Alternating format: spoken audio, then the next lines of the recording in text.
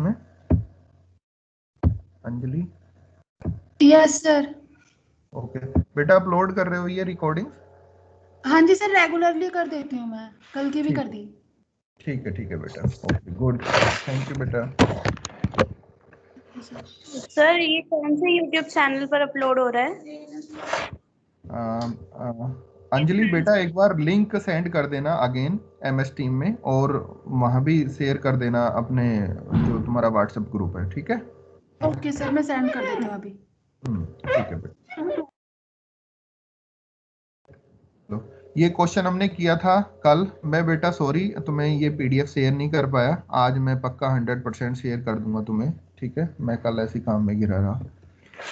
तो ये क्वेश्चन था जो हमने लास्ट टाइम किया था कल, मतलब ये 2 क्वेश्चन किए थे। इसमें एक क्वेश्चन और है, यहाँ पे इंपॉर्टेंट क्वेश्चन है, ये भी आया हुआ क्वेश्चन है कि solve the equation x1 plus x2 plus x3 is equal to 6, and the second equation is 3x1 plus 3 plus epsilon x2 plus 4x3 is equal to 20, and third equation is 2x1 plus x2 plus 2x3 is equal to 13। ये दिया हुआ है, ठीक है? ये कह रहा है using the Gauss elimination method where epsilon is small such that कि 1 प्लस माइनस एप्सिलॉन स्क्वायर है, तो नियर अबाउट कहाँ है वो? 1 के ही नियर अबाउट है। मतलब एप्सिलॉन की इतनी छोटी वैल्यू है, इतना स्मॉल है कि अगर मैं इसका स्क्वायर कर दूं और 1 में ऐड करूं या सब्ट्रैक्ट करूं, या किसी भी क्वांटिटी में ऐड या सब्ट्रैक्ट कर रहा हूं, तो वो वही क्वांटिटी है। जैसे 1 में ऐड किया एप्सिलॉन स्क्वायर, तो 1 ही के नियर अबाउट रहेगा, या 1 ही अप्रोक्सीमेट रहेगा, या 1 से सब्ट्रैक्ट कर दें एप्सिलॉन स्क्वायर तो भी वो नियर अबाउट 1 ही रहेगा, ठीक है? तो अब हमें ये सोल्व करना है with the help of Gauss elimination method, ठीक है? तो अभी यहां तक पाइवटिंग के बारे में वो कुछ नहीं बोल रहा, सिंपली ऐसे ही क्वेश्चन सोल्व करा रहा है। तो हमें क्या करना है कि ये जो x1 दिया हुआ है, हमें क्या करना है, ये हमारे पास इक्वेशन है, इस सिस्टम ऑफ इक्वेशन को कन्वर्ट करना है किस में? अपर ट्रायंगुलर मैट्रिक्स में। और जब अपर ट्रायंगुलर मैट्रिक्स में कन्वर्ट करना है, तो मैंने बताया था कन्वर्ट करना है हमें किसकी हेल्प से? पाइवट एलिमेंट की हेल्प से। तो मैं फर्स्ट पाइवट एलिमेंट यहाँ पर जो दिया हुआ है वो x1 का कोफिशिएंट है, और x1 का कोफिशिएंट यहाँ पे कितना दिया हुआ है? वो 1 दिया हुआ है, ठीक है? तो जब 1 दिया हुआ है, तो इस फर्स्ट रो में इस 1 की हेल्प से ये सेकंड रो में जो x1 और थर्ड रो में जो x1 है, यहाँ पे क्या बनाना है? 0 बनाना है, ठीक है? तो स्टेप 1 ये ऐसा लिख सकते हो कि फर्स्ट स्टेज एलिमिनेशन, ठीक है? जैसे भी तुम लिखना चाहो वैसे लिख सकते हो। तो तुम लिखोगे equation 2 minus 3 into equation 1। Equation 2, क्योंकि मुझे क्या करना पड़ेगा, यहाँ पे 3 है और यहाँ पे कितना 1 है, तो मैं 3 से मल्टीप्लाई करूंगा इक्वेशन 1 में, और सेकंड से क्या कर दूंगा? सब्ट्रैक्ट कर दूंगा। तो सेकंड माइनस 3 इंटू 1, ये काम करूंगा मैं, ठीक है? तो जैसे ही मैं ये काम करूंगा तो मेरा क्या बन जाएगा? यहाँ पे x1 की जगह 0 आ जाएगा। तो देख सकते हो तुम, x1 की जगह 0 आ रहा है। यहाँ पर 3 से मल्टीप्लाई किया तो 3x2 हो गया, और इससे सब्ट्रैक्ट कर रहे हैं तो ये 3x2 से 3x2 कैंसिल हो जाएगा, कितना बच जाएगा? Epsilon x2। तो देख रहे हो एप्सिलॉन x2 आ रहा है। फिर अगेन यहाँ पर 3x3 होगा, और यहाँ पे कितना? 4x3। तो इससे ध्यान रखना, हमेशा पाइवट एलिमेंट को सब्ट्रैक्ट ही करना है हमें, या ऐड करना। ऐसे नहीं है कि पाइवट एलिमेंट से दूसरे एलिमेंट को सब्ट्रैक्ट कर लें हम, ठीक है? देखा जाए तो सिस्टम ऑफ इक्वेशन सोल्व हो जाएगी, कोई प्रॉब्लम नहीं है। लेकिन अगर इसी के थ्रू आगे हम जब जॉर्डन मेथड पढ़ेंगे और वहां पे इनवर्स हमें फाइंड आउट करना है, तो वहां पे वो प्रॉब्लम क्रिएट होगी। तो बस माइंड में एक सेटअप कर लो कि हमेशा ही पाइवट एलिमेंट को सब्ट्रैक्ट करना है हमें। तो यहाँ पे 3x3 है, यहाँ पे 4x3 है, तो 4x3 में से 3x3 जाएगा तो कितना बच गया? x3 बच गया। यहाँ पे 3 से मल्टीप्लाई किया तो 6 इंटू 3 कितना हो गया? 18। 20 माइनस 18 कितना आ गया? 2 आ गया, ठीक है? एंड लास्ट इक्वेशन, यहाँ पे 2x1 था, यहाँ पे 2x1 है, क्योंकि 2 से मल्टीप्लाई कर रहे हैं इक्वेशन 1 में और 3 से सब्ट्रैक्ट कर रहे हैं। तो 2x1 माइनस 2x1 कैंसिल होकर 0 हो गया।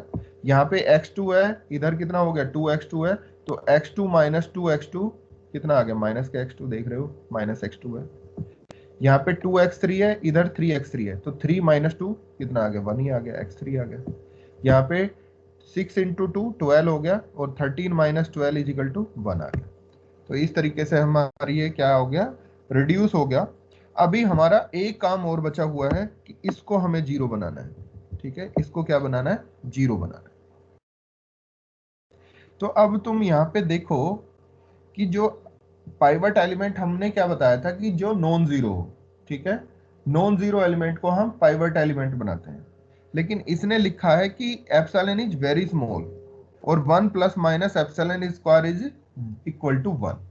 तो जब एप्सिलॉन इतना स्मॉल है, नियर अबाउट टू जीरो ही है, तो हम उसको क्या मान के चलेंगे कि ये कुछ ना कुछ जीरो ही है। ठीक है, अगर इतना छोटा है तो हम उसको पाइवट एलिमेंट नहीं बना सकते। अगर हमने इसको पाइवट एलिमेंट बनाया तो कुछ ना कुछ तो ये प्रॉब्लम क्रिएट कर देगा। ठीक है, तो इसको दो तरीके से सोल्व करते हैं। एक तो सोल्व करते हैं कि हम इसको पाइवट एलिमेंट ही लेके चलते हैं, और दूसरा ये सोल्व करते हैं कि ये पाइवट एलिमेंट इससे दूसरा बनाते हैं, इंटरचेंज कर लेते हैं। ठीक है, तो हमने क्या किया कि हम इसको ही क्या बना रहे हैं, अभी पाइवट एलिमेंट बना रहे हैं। क्या बना रहे हैं, इसको ही हम पाइवट एलिमेंट बना रहे हैं। तो जब मैंने इसको पाइवट एलिमेंट बनाया, तो अब तुम लिखोगे कि x1 plus x2 plus x3 equal to 6, और जब इसको x2 को पाइवट एलिमेंट बना रहा हूं, तो ये जो एप्सिलॉन दिया हुआ है, तो पहले क्या करना होगा, इसको हटाना होगा। और हटेगा कैसे, कि जब तक मैं यहां से डिवाइड नहीं कर दूंगा तब तक ये हटेगा नहीं। तो x2 यहां लिखेंगे, इक्वेशन 2 में हम डिवाइड कर रहे हैं या मल्टीप्लाई कर रहे हैं 1 अपॉन एप्सिलॉन से, जिससे कि पाइवट एलिमेंट की जगह कितना आ जाए, 1 आ जाए यहाँ पे। तो x2 plus x3 by epsilon is equal to 2 upon epsilon. तो ये तुम्हारी इक्वेशन सेकंड हो जाएगी। ठीक है, अब क्या करें कि थर्ड इक्वेशन में यहां पर x2 की जगह क्या बनाना है, जीरो बनाना है। तो जीरो कब बनेगा, जब मैं दोनों इक्वेशन को ऐड कर दूंगा। तो जैसे ही मैं ऐड करूंगा तो ये दोनों x2 क्या हो जाएंगे, जीरो हो जाएंगे। अब यहाँ पे x3 है और यहाँ पे x3 अपॉन एप्सिलॉन है। ठीक है, तो जब दोनों को ऐड करेंगे तो ये हो गया 1 प्लस 1 अपॉन एप्सिलॉन x3, ये आ रहे हैं। ठीक है, इज इक्वल टू, यहाँ पे तो 1 ही है और दोनों को ऐड किया, यहाँ पे 2 अपॉन एप्सिलॉन है, तो ये हो गया 1 plus 2 upon epsilon, 1 plus 2 upon epsilon. तो x3 की वैल्यू अगर मैं देखूं यहाँ पे, तो x3 की वैल्यू आ गई मेरे पास कि 2 प्लस 2 बाई एप्सिलॉन और 1 प्लस 1 अपॉन एप्सिलॉन। यहां से x3 की वैल्यू आ गई। अब ये पूरा सिस्टम जो है तुम्हारा अपर ट्रायंगुलर मैट्रिक्स में कन्वर्ट हो गया। ठीक है, अपर ट्रायंगुलर मैट्रिक्स में कन्वर्ट हो गया। तो x3 की वैल्यू मेरे पास ये आ गई। इस x3 की वैल्यू उठा के मैं यहां पे रख दूंगा इक्वेशन सेकंड में, तो मुझे x2 की वैल्यू मिल जाएगी। तो x2 की वैल्यू तुम्हारे पास ये आ गई। ठीक है, और ये दोनों वैल्यू उठा के मैं अगर इक्वेशन 1 में रख दूंगा तो मुझे x1 की वैल्यू मिल जाएगी। तो x1 की वैल्यू आ गई 6 माइनस x2 माइनस x3। ठीक है, ये मेरा x1 आ गया। तो अब तुम देख रहे हो कि जब एप्सिलॉन बहुत माइनर है, और इतना माइनर है कि उसका स्क्वायर करते वो जीरो के नियर अबाउट हो रहा है, तो अब यहाँ पे एप्सिलॉन कहीं ना कहीं जीरो की तरफ टेंड कर रहा है। और जब जीरो की तरफ टेंड कर रहा है, तो मैं जैसे ही 2 अपॉन जीरो रखूंगा तो ये इन्फिनेटिव की तरफ मूव ऑन करेगा, नहीं करेगा। ठीक है, ये भी इन्फिनेटिव बन जाएगा, ये भी इन्फिनेटिव बन जाएगा, तो हमारा x3 कहाँ रहेगा, इन्फिनेटिव की तरफ मूव ऑन करेगा। ठीक है, या ये कह सकते हैं इनडिटरमिनेट फॉर्म बन रही है। तो ये जो हमने काम किया अभी एप्सिलॉन को पाइवट एलिमेंट बना के, ये हमने गलत किया। इस तरीके से हम नहीं कर सकते। क्यों, क्योंकि पाइवट एलिमेंट हमेशा क्या हो, लार्जेस्ट एलिमेंट हो। लार्जेस्ट एलिमेंट का कॉन्सेप्ट ही पाइवट, पार्सली पाइवटिंग के लिए आया, क्योंकि जो लार्जेस्ट एलिमेंट होगा उस रो में, उस कॉलम में, उसी को हम क्या बनाते हैं, पाइवट एलिमेंट बनाते हैं। तो हमारे लिए ये प्रॉब्लम हुई कि हमने यहाँ पर एप्सिलॉन को पाइवट एलिमेंट बना लिया, क्योंकि ये बहुत माइनर है और माइनर को हम पाइवट एलिमेंट नहीं बना सकते। तो जब नहीं बना सकते थे तो फिर क्या करना था, तो यहाँ तो हमने ये बता दिया कि ये गलती होगी, हमने ये गलती हमने इसलिए होगी क्योंकि एप्सिलॉन को हमने पाइवट बना लिया। तो अब हम क्या करेंगे, इस गलती को रिमूव करने के लिए हमने ये करना होगा कि यहाँ पर जो एप्सिलॉन x2 था, यहाँ पर ये पाइवट बन रहा था। अब इसको मैं इन दोनों को इक्वेशन को क्या कर लूँ, इंटरचेंज कर लूँ। तो सेकंड इक्वेशन, जो थर्ड इक्वेशन है वो अब सेकंड इक्वेशन बन जाएगी, और जो सेकंड है वो थर्ड बन जाएगी। तो ये कुछ इस तरीके से बन जाएंगे। जैसे कि यहाँ पे आ रहा है, ये आ रहा है, ठीक है। तो अब यहाँ पे पाइवट एलिमेंट जो होगा तुम्हारा, वो पाइवट एलिमेंट क्या होगा, -1 होगा, ठीक है। और -1 पाइवट है नहीं, तो क्या करना पड़ेगा, मुझे 1 बनाना पड़ेगा पाइवट की जगह, तो मैं माइनस से मल्टीप्लाई कर लूं इसमें, तो ये हो जाएगा x2 minus x3 is equal to 1 हो जाएगा, ठीक है। क्या हो जाएगा, x2 minus x3 is equal to -1, ठीक है। यहां पर तुम्हारा epsilon x2 plus x3 as it is है, ये सेकंड इक्वेशन में इसने लिखा नहीं है, तुम लिख लेना पहले। अब इस एप्सिलॉन x2 को क्या करना है, मुझे खत्म करना है। तो खत्म कैसे होगा कि मैं सेकंड रो में एप्सिलॉन से मल्टीप्लाई कर लूं और थर्ड से क्या कर दूं, सब्ट्रैक्ट कर दूं।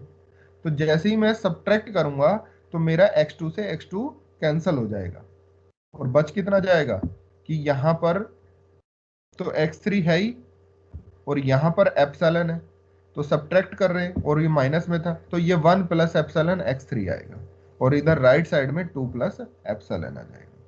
तो x3 की वैल्यू आ गई 2 plus epsilon upon 1 plus epsilon, और x2 की वैल्यू ये आ जाएगी, x1 की वैल्यू यहां से निकल के आएगी। अब तुम कहोगे कि सर यहाँ पे फर्क क्या पड़ा, एप्सिलॉन तो अब भी आ रहा है, लेकिन अब बेटा यहाँ पे इसकी वैल्यू निकाल सकते हैं, क्यों, क्योंकि एप्सिलॉन किधर की तरफ मूव कर रहा है, जीरो की तरफ।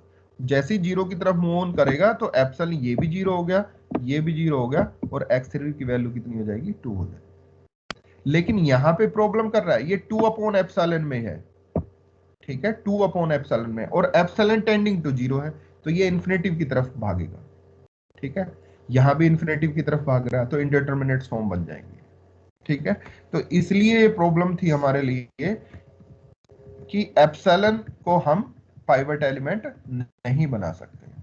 तो ध्यान रखना, अगर ये क्वेश्चन आता है तो तुम्हें दोनों ही बताने होंगे कि मैं अगर एप्सिलॉन लेके चलता हूं तो मेरे लिए ये प्रॉब्लम है, और अगर मैं एप्सिलॉन को नहीं लेता, यहाँ पे इंटरचेंज कर लेता हूँ इक्वेशंस को, तब मेरे पास ये आंसर आ जाता है, और इस आंसर के चलते हुए यही मेरा राइट आंसर है,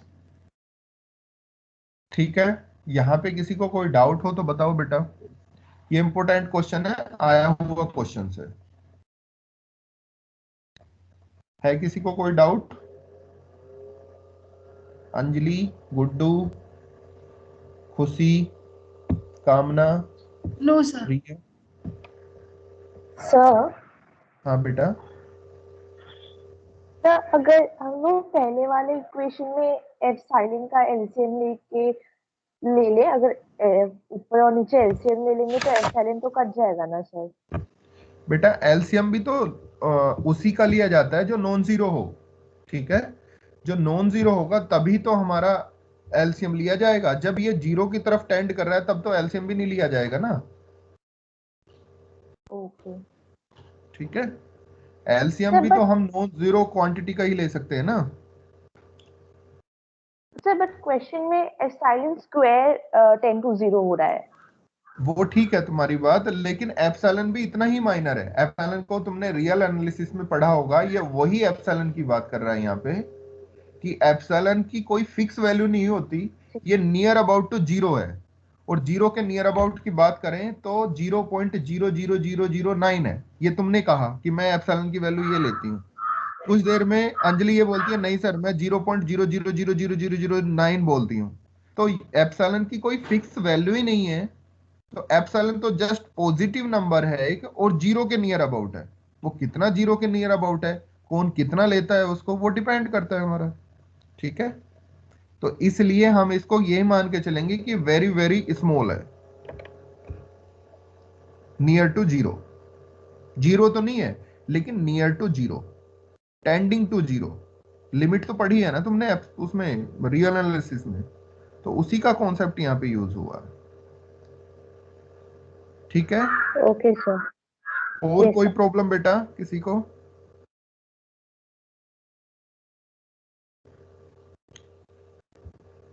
चलें फिर आगे, यस सर। ठीक है। ये हो गया। इसके बाद यहाँ पे क्वेश्चन जो है ये कह रहा है solve the system of equation. अब मैट्रिक्स फॉर्म में हम सोल्व करते हैं, अभी तक हम सोल्व कर रहे थे किसमें, इक्वेशन फॉर्म में। कल को क्वेश्चन जब आता है तुम्हारा तो वहां पे ये नहीं लिखा होगा कि इसको इक्वेशन फॉर्म से सोल्व करना है या मैट्रिक्स फॉर्म से सोल्व करना है। वहां तो बस solve the Gauss elimination method using the Gauss elimination method. ठीक है, तो वो तुम्हारी चॉइस है, जिससे तुम्हें इजी लगता हो या जिसमें तुम फील फ्री करते हो तो उसमें तुम कर सकते हो। ठीक है,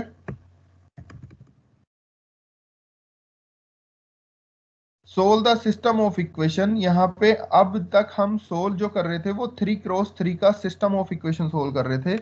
यहाँ पे जो दिया हुआ है ये 4x4 का सिस्टम ऑफ इक्वेशन दिया हुआ है।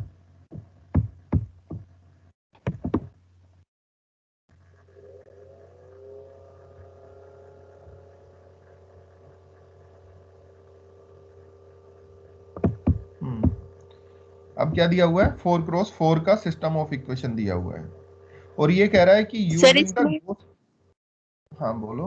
एक्सक्यूज मी सर, हाँ सर इसमें ये होता है कि डायगोनल एलिमेंट्स को 1 1 1 बनाना होता है।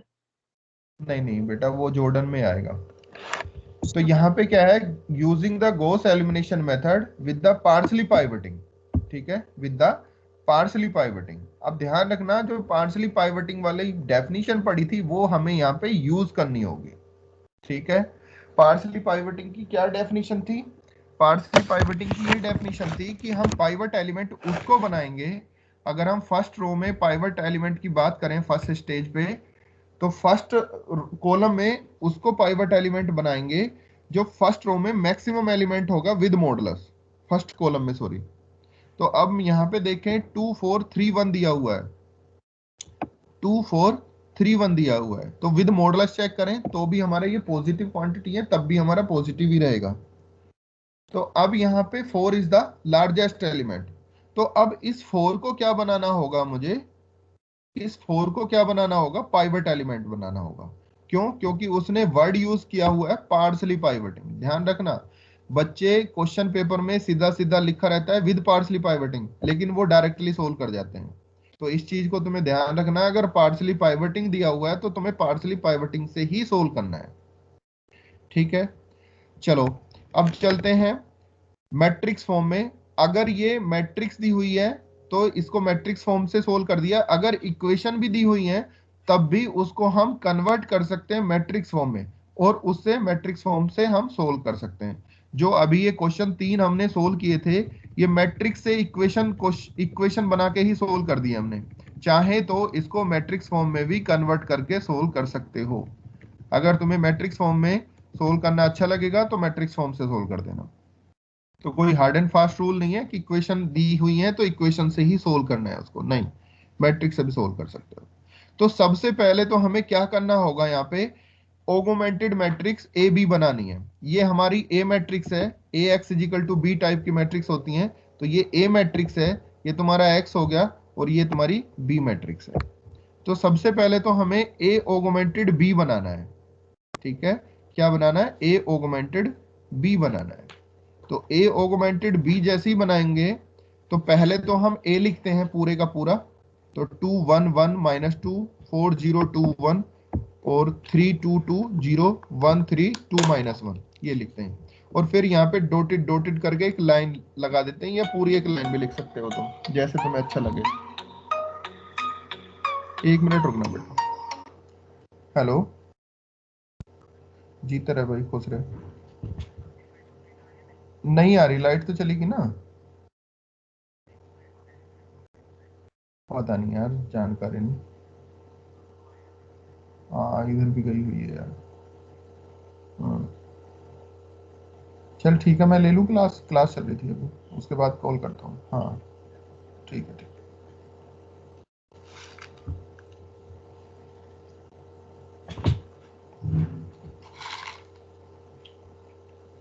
हेलो, हाँ बेटा। तो ए ऑगमेंटेड बी बनाने के लिए यहाँ पर तुम डॉट डॉट करके ही लाइन लिख सकते हो, या डायरेक्टली ऐसे भी लाइन लगा सकते हो, जैसे तुम्हें अच्छा लगे। वैसे कुछ बुक्स में डॉट डॉट डॉट करके ही लाइन लिखती है यहाँ पे। उसके बाद ये बी, बी जो मैट्रिक्स है वो लिख दी, -10 8 7 -5। तो इसको ए ऑगमेंटेड बी बोलते हैं हम। ठीक है, क्या बोलते हैं, ए ऑगमेंटेड बी। अगर ये डायरेक्टली क्वेश्चन सोल्व करने के लिए आता और पार्सली पाइवटिंग यूज ना करते तो ये 2 ही तुम्हारा क्या बन जाता, पाइवट एलिमेंट बन जाता है। यहाँ पे ये जो 2 है ये ही हमारा क्या बन जाता, पाइवट एलिमेंट बन जाता है।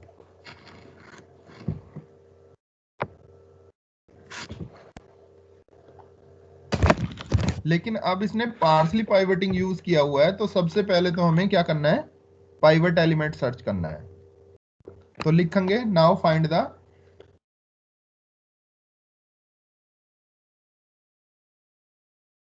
तो पार्सली पाइवट एलिमेंट के लिए हो जाएगा maximum of 2 4 3 1, maximum of 2 4 3 1 is 4। तो लिखेंगे in first stage elimination 4 is the partially pivot element. ठीक है, जब पार्सली पाइवट एलिमेंट है तो मुझे क्या करना होगा, अब इस 4 को पाइवट एलिमेंट की जगह लेकर आना होगा। तो 4 कहां लेकर आना है, हमें 2 की जगह पे लेकर आना है यहाँ पे। तो मैं क्या करूंगा, अब इसमें जो रो 1 और 2 है इनको क्या कर लूंगा, इंटरचेंज कर लूंगा। क्या करेंगे, इंटरचेंज करेंगे। तो हम नेक्स्ट स्टेप में यहाँ इस मैट्रिक्स के नीचे यहाँ पे लिखेंगे नाउ द ऑपरेशन R2 और R1, इंटरचेंज का साइन, R2 से R1 की तरफ एरो साइन और फिर R1 से R2 की तरफ एरो साइन, उसको इंटरचेंज बोल देते हैं। यहाँ पे तो ये अलग टाइप का लिखा हुआ है, ये नहीं लगाना तुम्हें साइन।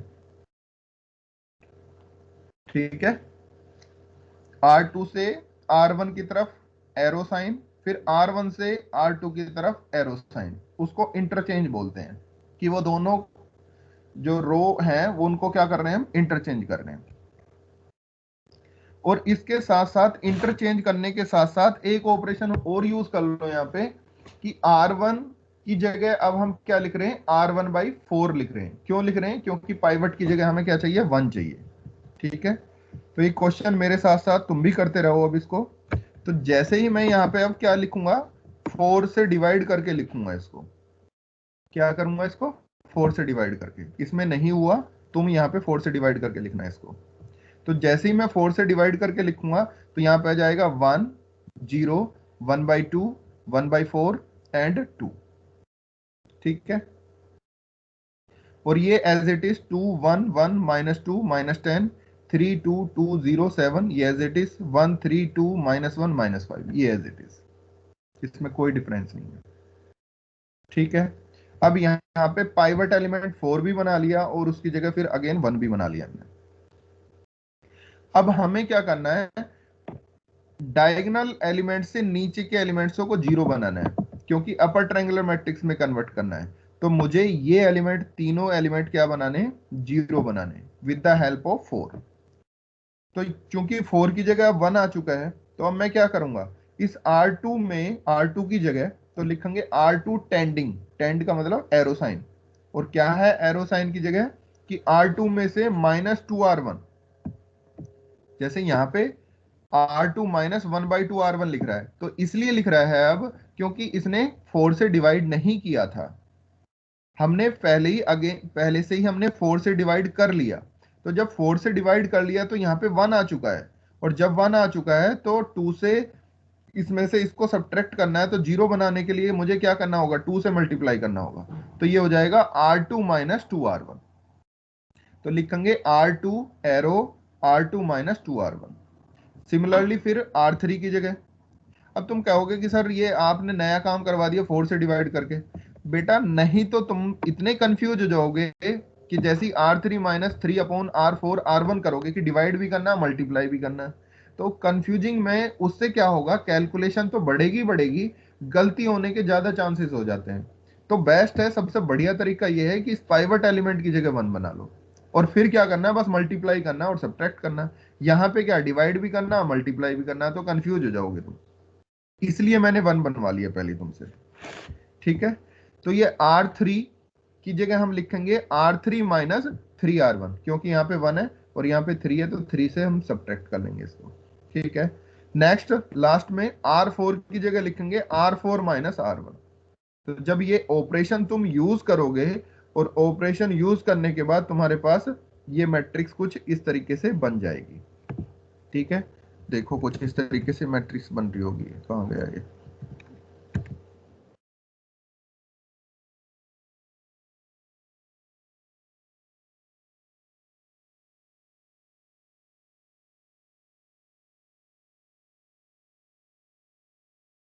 ये आ गया। ये मैट्रिक्स अब तुम्हारे पास इस तरीके से बन गई। ठीक है, यहां तक आ जाएगा। अब इसको समझ लो, घर पे कर लेना इसको। ठीक है, मैं समझा देता हूं। इसके बाद अब यहां पर फर्स्ट पाइवट एलिमेंट के नीचे 0 बन चुके हैं, लेकिन अब सेकंड पाइवट एलिमेंट मेरा ये होगा। अब इसके नीचे वाले दोनों पार्ट को 0 बनाना है। ठीक है, अब चूंकि यही मेरा पाइवट एलिमेंट हो जाता 1 ही, और बहुत बढ़िया था 1 ही है, 1 बनाने की भी जरूरत ना पड़ती, लेकिन उसने पार्सली पाइवटिंग वर्ड यूज किया हुआ है। तो पार्सली पाइवटिंग के लिए फिर मुझे again second pivot element search करने के लिए, तो जो सेकंड एलिमेंट है वो और उससे नीचे के एलिमेंट, यानी कि रेस्टिंग n-1 एलिमेंट वहां पे लिखा हुआ था डेफिनेशन में, तुम्हारे याद हो, इन तीनों एलिमेंटों में मुझे क्या करना पड़ेगा, मैक्सिमम एलिमेंट सेलेक्ट करना होगा विद मॉडुलस। तो मॉडुलस की तो यहाँ पे जरूरत ही नहीं, क्योंकि तीनों तीनों ही पॉजिटिव हैं। तो 1 2 3 में मैक्सिमम एलिमेंट क्या है हमारे पास, 3 है। तो 3 क्या हो जाएगा अब हमारा, पार्सली पाइवट एलिमेंट हो जाएगा। तो हम लिखेंगे यहाँ पे इस स्टेज में कि in second stage elimination now find the second partially pivot element. तो second partially pivot element is equal to maximum of 1 2 3, that means 3। तो 3 is the partially pivot element. ठीक है, ये आ गया। अब जब ये 3 पार्सली पाइवट एलिमेंट है तो मुझे क्या करना पड़ेगा, इंटरचेंज करना पड़ेगा इस 1 के साथ। तो देखो यहाँ पे R4 को R2 से क्या किया हुआ है, इंटरचेंज किया हुआ है। ठीक है, इंटरचेंज भी कर लो, और इसके साथ साथ जब ये 3 यहाँ पे पहुंच जाएगा 1 की जगह, तो 3 से हम क्या कर लें, डिवाइड भी कर लें। तो इसके साथ साथ एक ऑपरेशन यही यूज कर लें कि R2 को हम R2/3 से इंटरचेंज कर रहे हैं। तो तुम्हारे पास जो इक्वेशन आएगी ये आ जाएगी 40218। 4 नहीं आएगा क्योंकि 4 से डिवाइड कर चुके हैं, तो ये फर्स्ट रो कुछ और ही निकल के आएगी। हाँ, यहाँ पे 0 3 3/2 -5/4 -7, क्योंकि सेकंड और फोर्थ को क्या कर लिया हमने, इंटरचेंज कर लिया, और ये थर्ड एज इट इज है, और फोर्थ की जगह अब सेकंड आ चुकी है। यहां पर इसके साथ साथ एक ऑपरेशन हमने यही यूज कर लिया था कि 3 से इसको क्या करना है, डिवाइड करना है। तो जब 3 से डिवाइड करोगे तो यहाँ पे कितना बन चुका है, अब तुम्हारा 1 बन चुका है। अब इस 1 की हेल्प से यहाँ पे दोनों जगह क्या बनाना है, 0 बनाना है। तो R3 की जगह हम लिख लें R3 - 2R2। तो यहाँ पे देखो 2/3 हो रखा है, तो मल्टीप्लाई भी करना, डिवाइड भी करना, तो कंफ्यूज हो जाओगे और घूम जाओगे, इसलिए ऑलरेडी हमने 3 से डिवाइड कर लिया, जिससे कि यहाँ पे 1 बन जाए। ठीक है, तो R3 की जगह हमने लिखना है R3 - 2R2, और R4 की जगह लिखना है R4 - R2। तो उससे क्या होगा कि ये दोनों क्या बन जाएंगे, 0 बन जाएंगे, और 0 बनने के बाद तुम्हारी मैट्रिक्स कुछ इस तरीके से दिखने लगेगी। ये आ गई। ठीक है, यहां तक कोई प्रॉब्लम नहीं होगी किसी को भी। इसके बाद अब ये तुम्हारा सेकंड पाइवट एलिमेंट था, इससे नीचे के 0 बन गए। ये मेरा अब थर्ड पाइवट एलिमेंट बनेगा, और इसके नीचे वाला एलिमेंट -1/2 है, इसको 0 बनाना है। तो थर्ड पाइवट एलिमेंट सर्च करने के लिए इन थर्ड स्टेज में मुझे क्या करना होगा, जो पाइवट एलिमेंट है वो, और उससे जो नीचे के एलिमेंट है उनमें मैक्सिमम एलिमेंट ढूंढना है विद मॉडुलस। तो जैसे ही मैं मॉडुलस लगाऊंगा तो ये भी 1/2 हो जाएगा और ये भी 1/2 हो जाएगा, और दोनों मैक्सिमम में, ये दोनों खुद ही मैक्सिमम है। इसका मतलब ये जो -1/2 है ये ही हमारा क्या हो जाएगा, पार्सली पाइवट एलिमेंट हो जाएगा, क्योंकि इंटरचेंज करने की जरूरत नहीं है। दोनों में ही, दोनों केसेस में 1/2 मैक्सिमम वैल्यू है हमारी, तो हम इसको इंटरचेंज नहीं करेंगे। तो हम इसको एज इट इज रखेंगे, लिख देंगे in third elimination stage now find the third partially pivot element is equal to maximum of modulus of 1/2 and modulus of -1/2 is equal to 1/2। तो सो नो इंटरचेंज। ठीक है, अब यहां पर ये -1/2 दिया हुआ, तो इसकी जगह 1 बनाना है। तो 1 बनाने के लिए मुझे क्या करना पड़ेगा, -2 से मल्टीप्लाई करनी पड़ेगी। -2 से जैसे ही मल्टीप्लाई करूंगा तो यहाँ पे 1 आ जाएगा, और 1 आते ही अब क्या करना, -1/2 है तो -1/2 से, या तुम डायरेक्टली इन दोनों को क्या कर लें, सब्ट्रैक्ट कर लें, तो इजीली हमारा क्या हो जाएगा, 0 बन जाएगा। 1 बनाने की जरूरत ही नहीं है, डायरेक्टली सब्ट्रैक्ट करके ही हमारा काम हो रहा है। तो सब्ट्रैक्ट जैसे ही करेंगे तो हमारे पास ये सिस्टम ऑफ इक्वेशन कन्वर्ट होके आ गया, और ये कैसा सिस्टम है हमारा, अपर ट्रायंगुलर मैट्रिक्स है। और अपर ट्रायंगुलर मैट्रिक्स बनते ही इसको अब क्या कर सकते हैं, बैक सब्स्टिट्यूशन से सोल्व कर सकते हैं।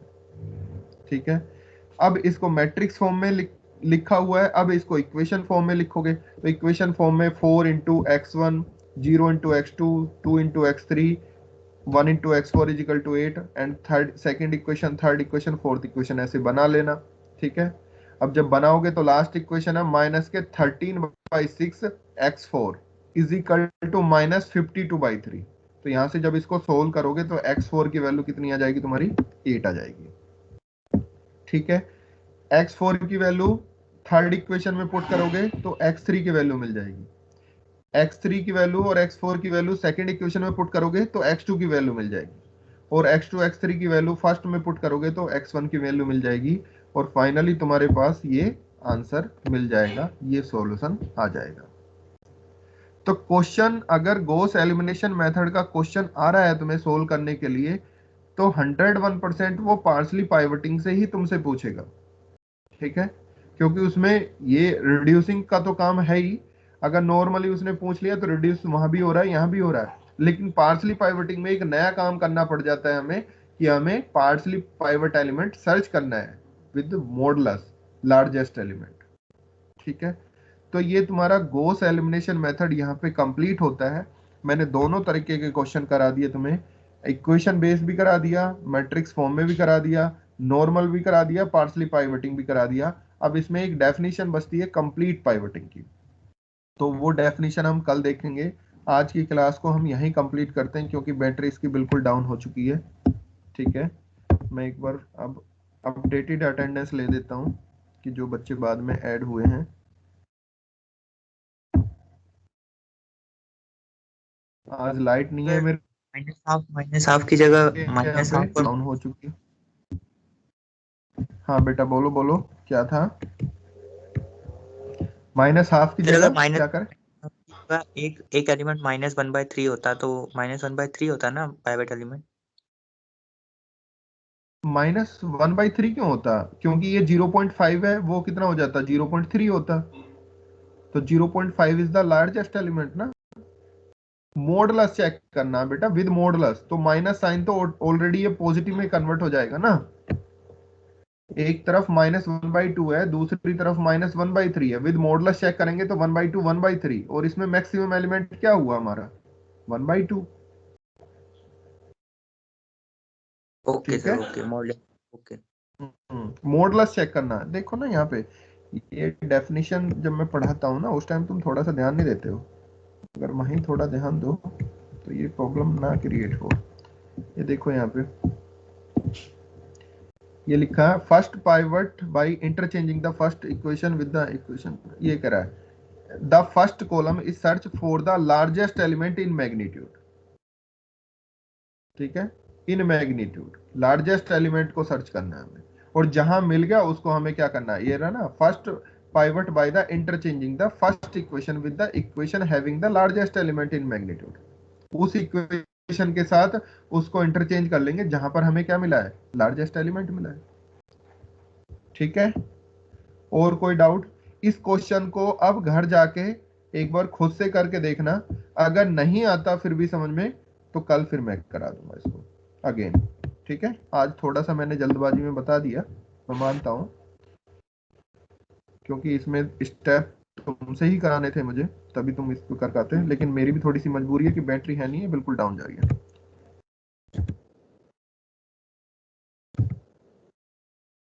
सर हाँ बेटा, ये बुक शेयर कर दीजिए आप। हाँ बेटा बिल्कुल, मैं आज ये कम भेजता हूँ तुम्हें। Okay thank you. ओके बेटा,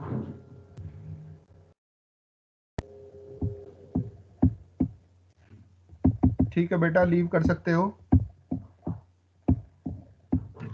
okay sir, thank you sir.